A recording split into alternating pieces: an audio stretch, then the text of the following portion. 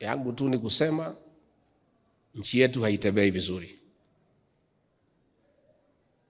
Minister wa National Treasury ametangaza ya kwamba kuanzia Januari ile masomo tuliwachiwa ya bure na Mwai Kibaki haiwezekani tena. Sasa Januari watu ya secondary mjitayarishe kulipa. Mambo ya primary imeharibika. Mambo ya SHA haifanyi kazi. Biashara zimesimama.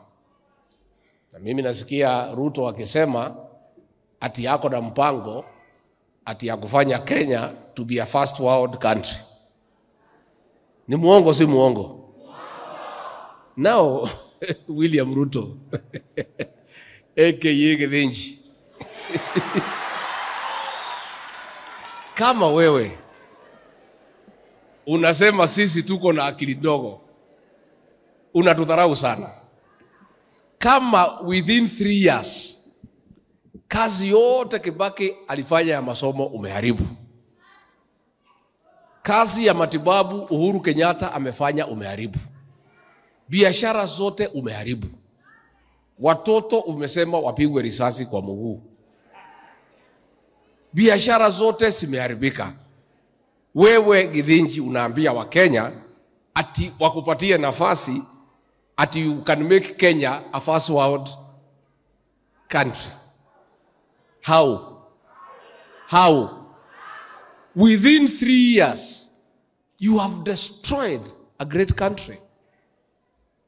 Nchi ulipata nchi nzuri. Mwai Kibaki, Uhuru Kenyatta walifanya kazi. Umeharibu kila kitu. Then unasema ati itakuwa kama Singapore. Kaimundu anatakuwa wanate. How? You know?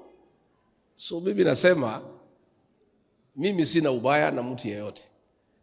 Na sina chuki. Mimi I have to do the right thing. Lazima Mungu anisaidie na viongozi wengine we liberate this country by getting rid of William Ruto and getting a new president who knows what he's doing.